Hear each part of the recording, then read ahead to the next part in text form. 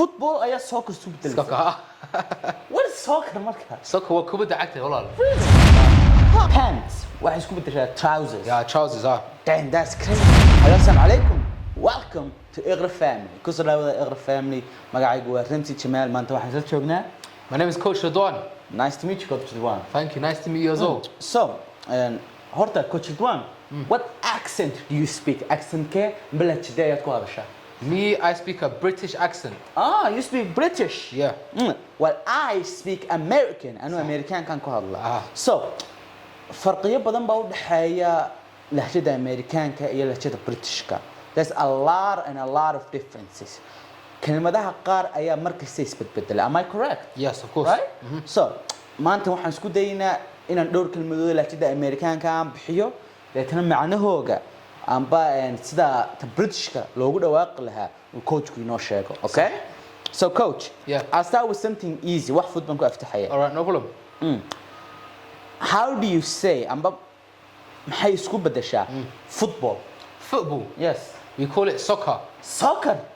Football ayaa soccer isku bedelaysa. Soccer. What is soccer marka? Soccer waa kubadda cagta walaal. Really? Walaal. Huh. Mana walihin. Yeah. Okay, how about this? Pants. Pants. We call pants trousers. Pants. Waxay isku bedeshaa trousers. Yeah, trousers are. Damn, that's crazy. Okay, then how about this? Tell me. Purse. Purse. Yes. We call it a handbag. Ah. Yeah. Yeah, kelmadda Amerikaanku ay isticmaalaan waa purse amba shandada gacanta ee dumarka. Purse ayaan isticmaalnaa. You use handbag. Okay. And how about this? Check. Check. We call it a bill. Really? We call it a bill. Macnaha markaad amba aad meel wax ka iibsanaysid amba hodheel wax ka cunaysid aad dhamaysto check lagu keeno check lacagta aad ku bixinaysid. What do you call it? Check. We call it a check. You call it a bill. No, we call it a bill. Yeah, you're right. Bill. Sorry. Yeah, we call it a bill. Okay. How about this? What about hat? Okay, very good. In London, we call a hat cap. Cap. Cap. Hat. Waa hatkii madaxa laga gashay amba koofiyadii. What do you call hat? Hat. We call it a cap. Cap bay isku bedeshaa. Okay, then how about this? Flashlight. Flashlight-ka. Flashlight. We call it a torch. Really? It's called flashlight to torch. Okay. Af Somali flashlight torch baa way noqotaa marmar. Somehow. Yeah. Okay. How about this?